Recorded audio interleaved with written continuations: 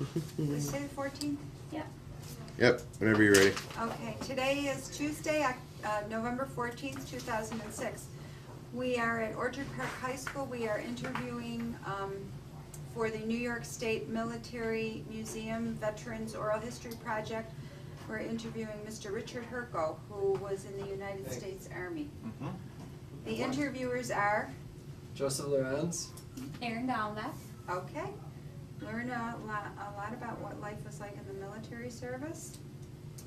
Don't get them too scared. Okay. And then you could just, do you know how to shut off the tape? No. We'll just leave it. And then when you're Okay, this finished, you is come stop. downstairs. Thank you, Mr. Herko. You bet. Sorry about Monday. Oh, that's okay. Oh, you forgot. So, basically what made you want to get into this? Let's see, I was in my first year of college after high school. I went to Hutch Tech in Buffalo. And I was just tired of school. And I said, good time for me to see the world. Mm-hmm. And so, unbeknownst to my parents, I enlisted in the Army, and they were really, really bad. Really? Yeah. But I said I needed to get away from school and try something different. Where were you living at the time? At home in Buffalo, on the east side on Clinton Street. And so when I went to the recruiter, he said, well, what do you think you're going to do in the Army? I said, well, how about armor? He said, we can send you to Europe. It sounded like fun, you know. So I said, okay, let's do that. Mm-hmm. He said, well, wait a minute, the first thing you have to do is go to boot camp, basic training, and that puts you in Fort Jackson, South Carolina for 2 months. Everybody goes to basic training.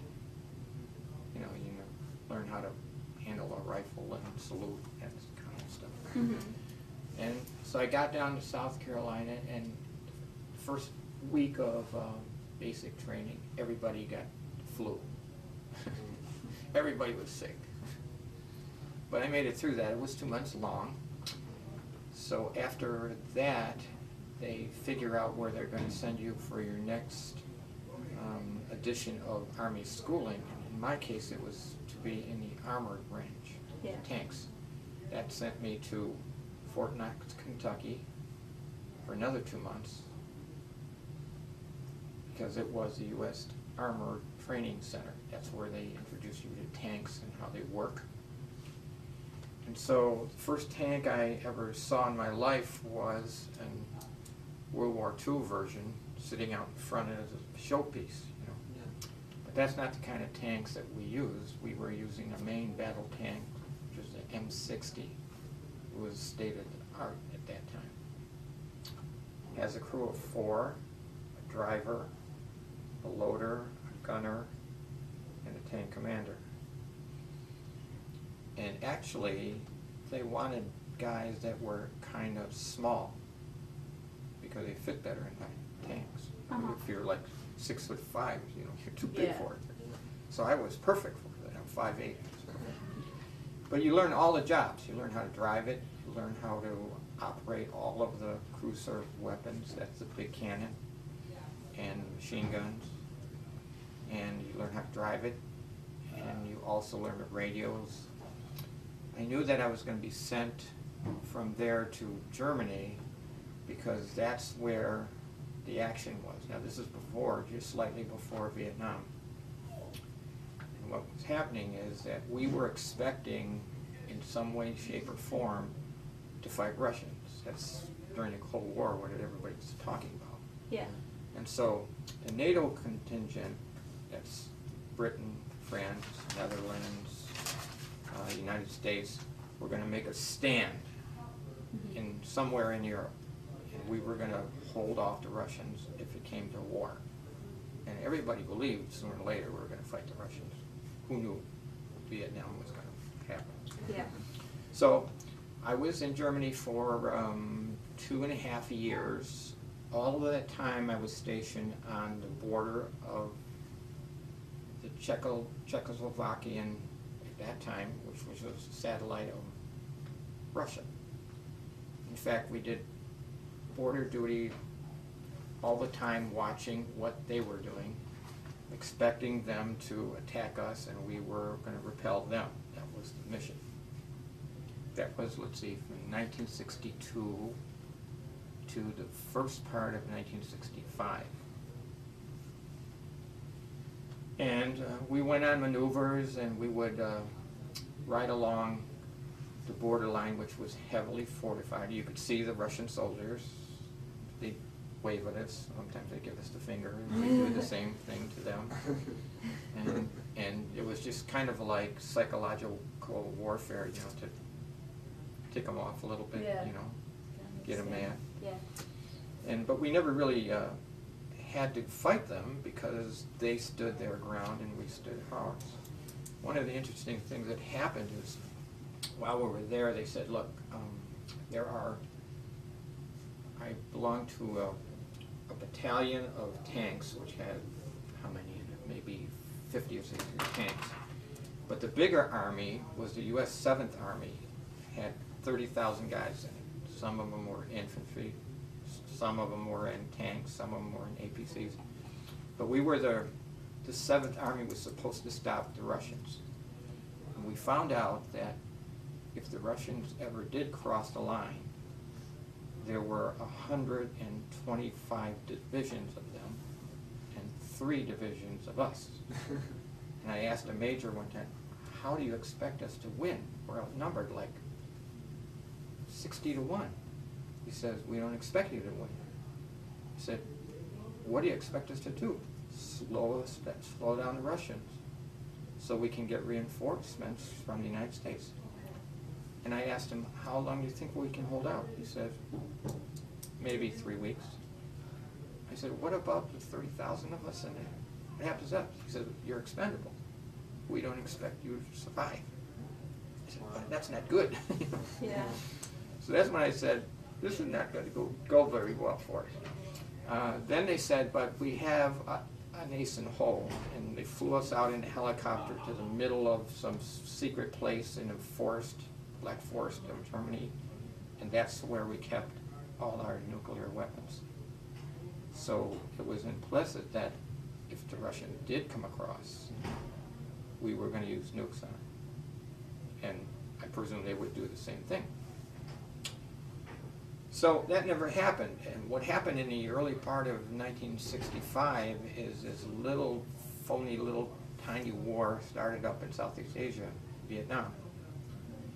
And just about the time that my enlistment was up, they drew orders to take my tank battalion, in fact the whole division, the whole 4th Armored Division, over to Vietnam. It was very early in the war. You know, as you probably remember, it got really ugly later. But nobody could figure out what tanks would be doing in the jungle, because the tanks weigh 60 tons and if it's wet they get soaked. So they took tanks over from Germany to Vietnam and they use them as fixed gun points around airports. You know, not what they were designed for. So my company commander says, okay, our battalion is definitely going over.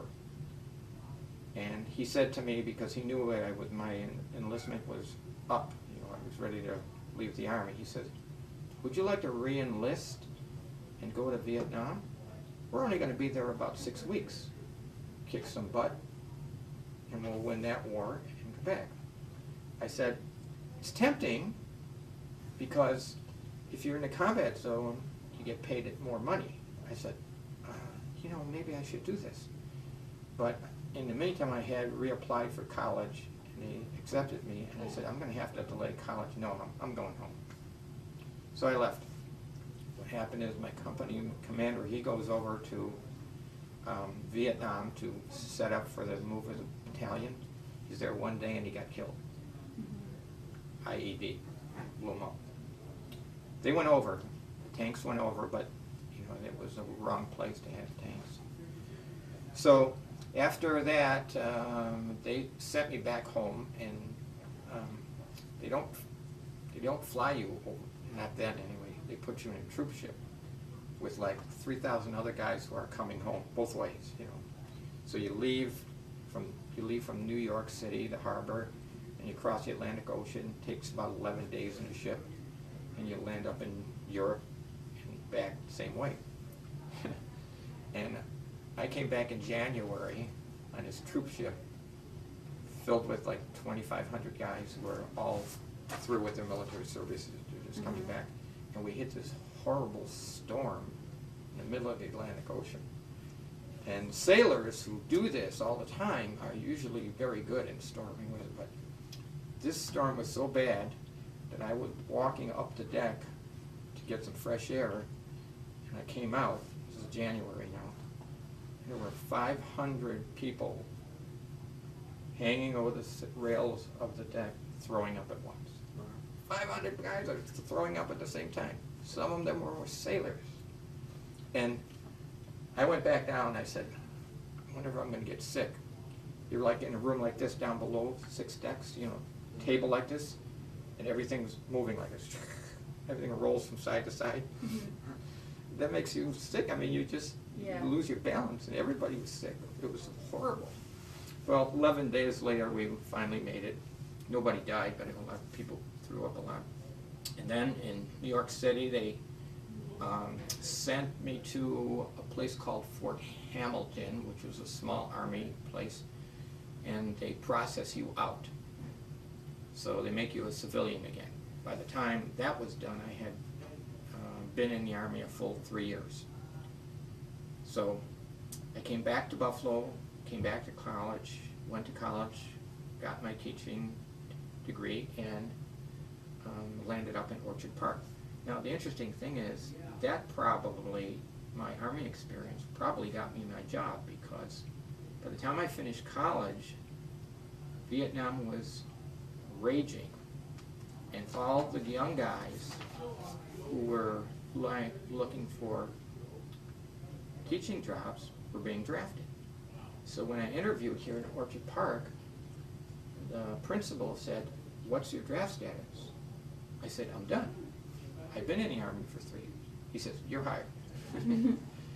Okay, I felt good about that. A couple weeks later, I get a letter in the mail from the United States Army, and I don't exactly remember the wording, but it was something like this: due to the unpleasantness in Vietnam, you may have to be recalled again, because your specialty is armored warfare.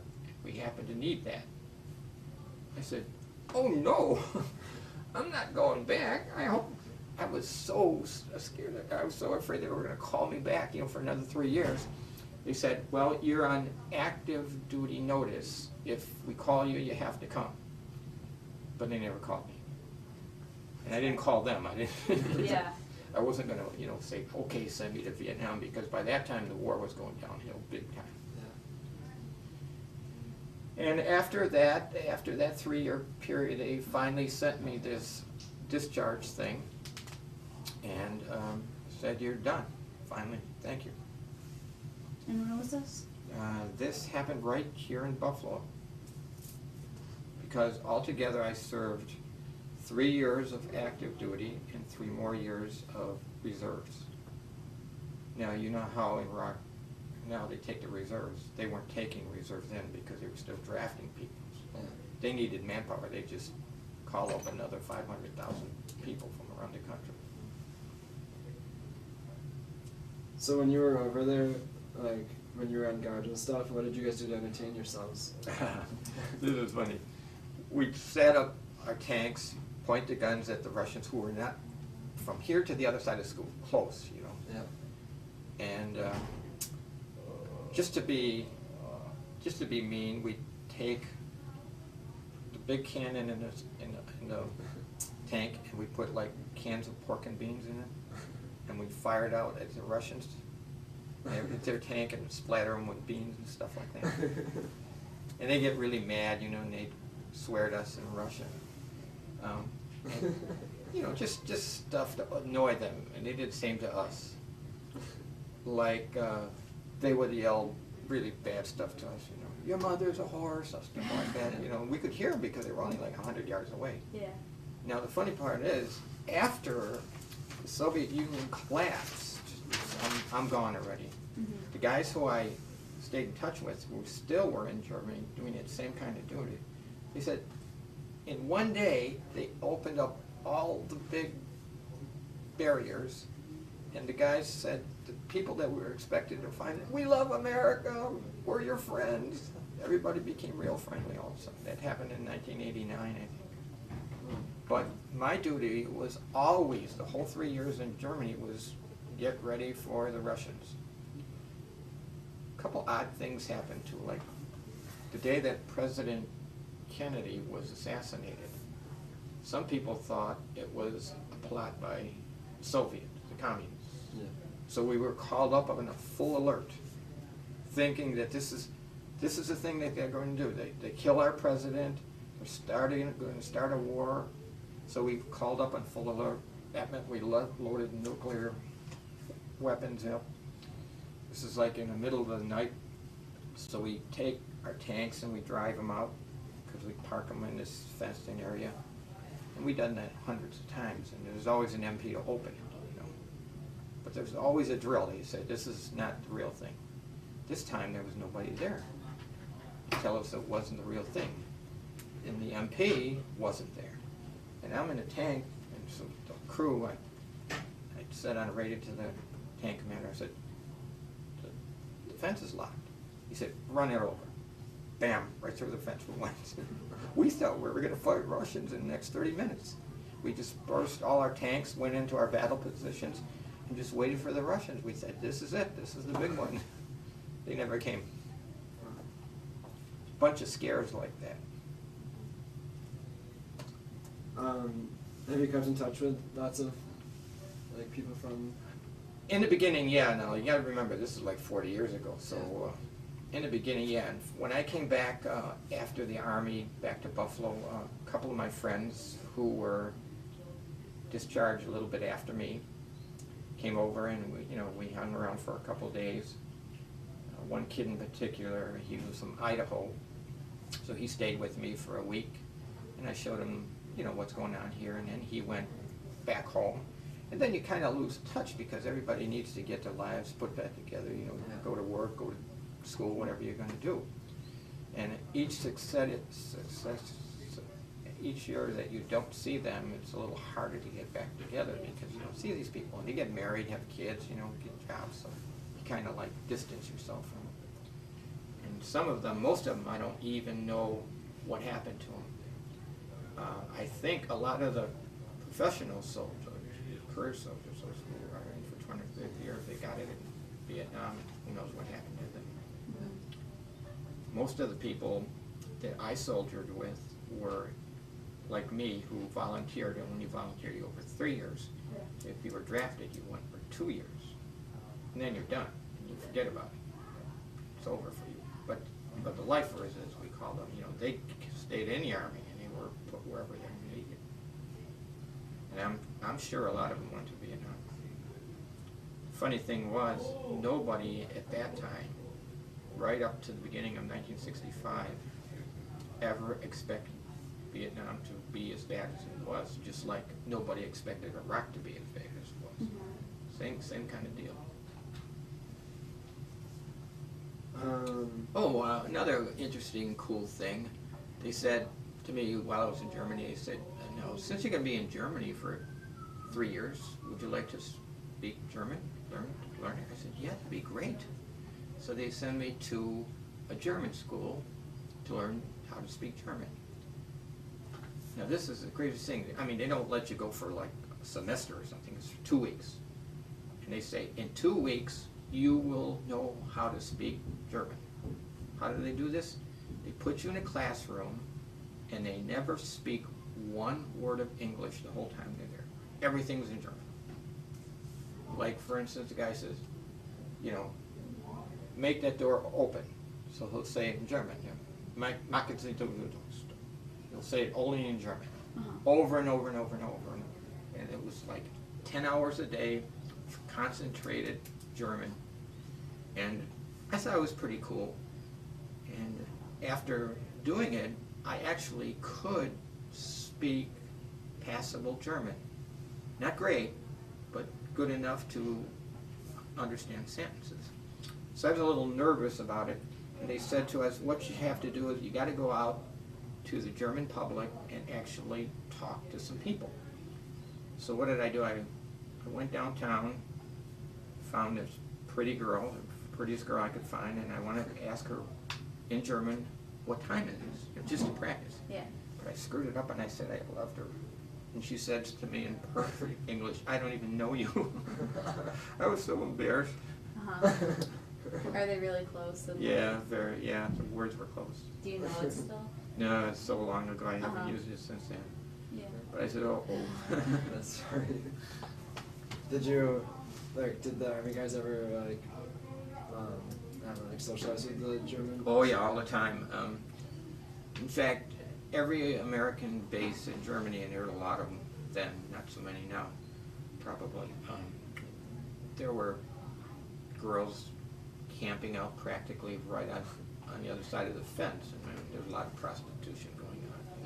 Oh. It's, some of it is just ugly. Did anyone fall in love though, like, bring a girl back to the U.S. with them? Or?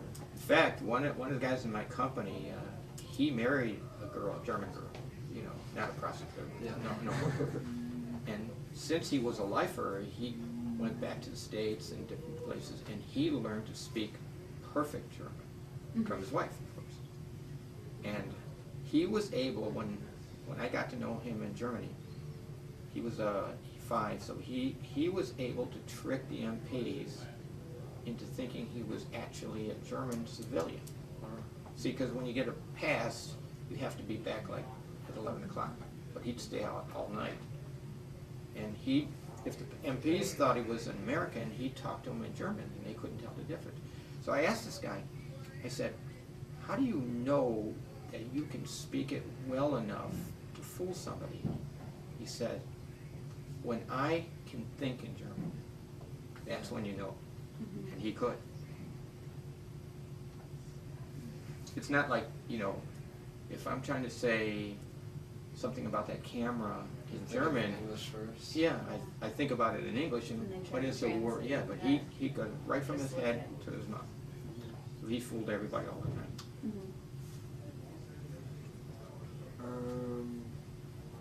Are you in any veteran organizations? After my reserves, no. Here's what happened when my reserve 3 years was up. That would have been 1968. Vietnam was really bad, and I was really mad about it, you know, because I could see we were going to lose there even then. Yeah. So I could have joined VFA, but I just didn't because I just wanted to see that. In fact, I became a war protester, as a matter of fact. I was very much against that war, as I was for the current one. I'm a pragmatist. I mean, I say if there's no chance you win, do something else.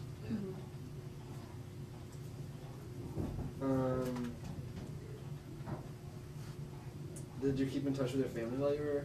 Oh yeah, that's another funny story. I had a girlfriend when I went in, and I promised her faithfully that I was going to write her all the time. And then I don't know what happened. I didn't write her for about 2 months. And she kept writing me letters. What's happened to you? Why aren't you writing me? I was just, you know, being a jerk. So she wrote a letter to my company commander, or captain, saying, is my boyfriend okay? He hasn't written to me in 2 months. Yeah. And the captain calls me in, and he ordered me to write her a letter, which I did. So what did you say in it? I apologized and all that stuff.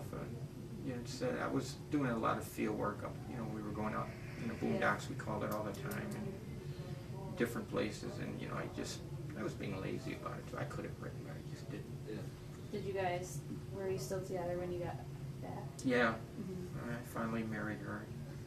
Is that Still who you're not- with today? Hmm? Oh, that's so cute.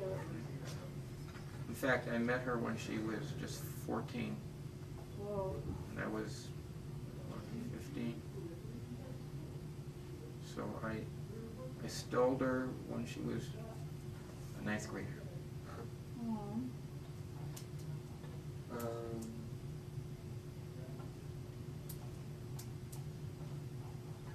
I don't know, anything else you want to add? I don't know. There's probably a million things that are away in my memory brain. Oh. How was your family when you got home? Oh, they were fine. Mm-hmm. Fine. Were they relieved that you're done? Yeah. I mean, my mother especially was mad about me going in, but it actually was a good experience for me because I got out of Buffalo. I got out of being taken care of and taking care of myself. Yeah. There's a lot of things that happened that were a little ugly. For instance, we were in a firing range one time. We practiced all the time. We'd fire the cannons until we used a whole tractor trailer full of ammunition. Mhm. Practice. And the tank next to me had a malfunction called a cook-off, where the gunner fires the big cannon, but it doesn't come out. It's stuck in a breech.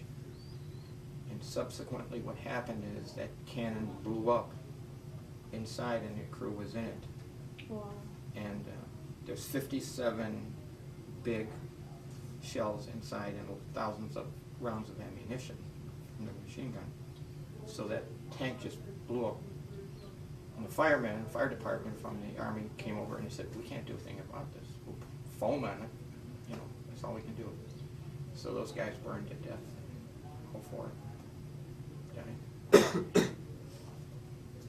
And so, of course, they took their bodies and shipped them back to the United States. And they said, would you like to go back with them to escort the body and present a flag to their mother? No, you know, I don't want to do that. That was going to be nasty.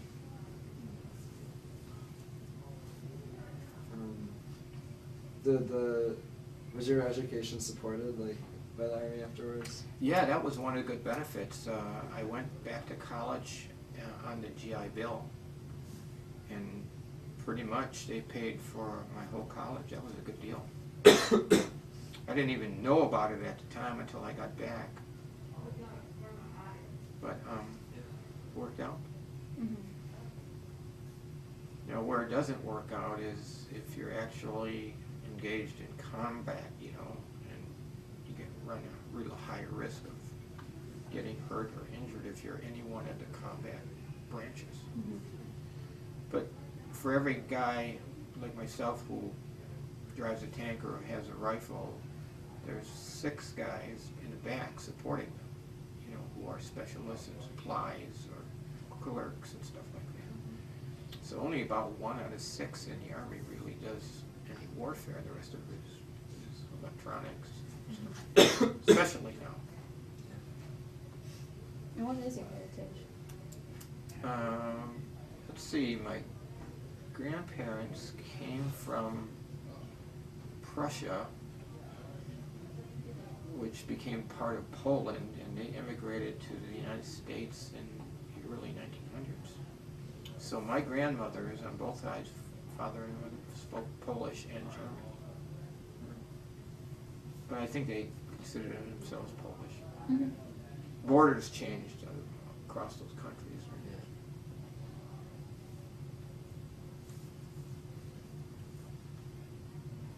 And you said you feel like going to war, that probably like affected you. You became more like self-reliant. You didn't have Oh to yeah, try. sure. I mean, you have to, because Yeah. you got to do for yourself. I mean, you always work with other people in the military, and much more so if it's a combat situation. Mhm. You know, you're in a company, a platoon. Your tank has 3 guys that have to depend on each other, Yeah. and you bond with those kinds of guys. In each tank, were you always with the like same guys like all the time? Yeah, Mhm. yeah, but now you join and you leave at different times, so you lose one guy because he's done, And then and have you someone new replay. come in. Yeah, but there'd be a time where maybe for 18 months where you have the same 3 guys with you. Mm-hmm. I mean, you got to trust those guys implicitly.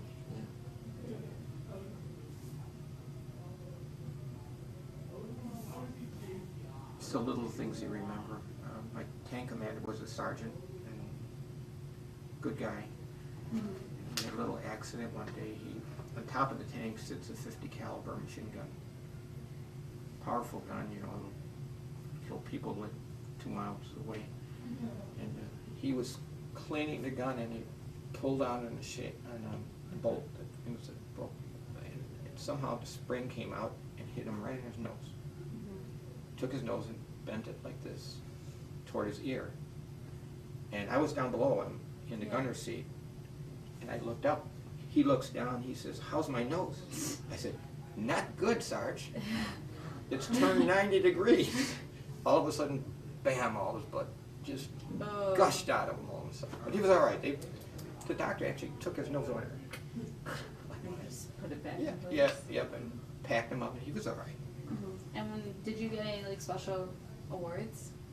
when you got out? Let's see, I got one down. I can't even think of the name of the thing anymore. They gave me some kind of battalion award for doing something, but I'd have to find it and look at it. I can't even remember what it was. But it was some kind of award.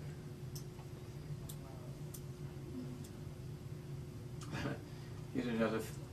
It's funny how these things come back here when I tell you. We were on a combat mission training thing at night to see how we would be at night. So we're riding down this road. I'm the gunner. I'm inside, so I'm going to shoot the cannon. Got a computer and all that stuff. And they were going to pop flares out like 1,300 meters away. And there were going to be targets, you know, that I was going to shoot at. So I aim. I see the target was an old truck, you know. I fire off the round. It's like 1,300 meters. I could still see it. All of a sudden, a cow walks right in front of it, and I blew it up. It up a billion pieces. It came out of nowhere. I didn't do that on purpose. It was so sad. Yeah. Oh. And the tank commander said, "You think we're going to have steak today?" Poor Bessie. I know. Oh. Yeah. They paid him, by the way. It was some German farmer owned it, so they paid him for it. Oh, that's so nice. Well, thanks, guys. Oh, no, thank you. Later.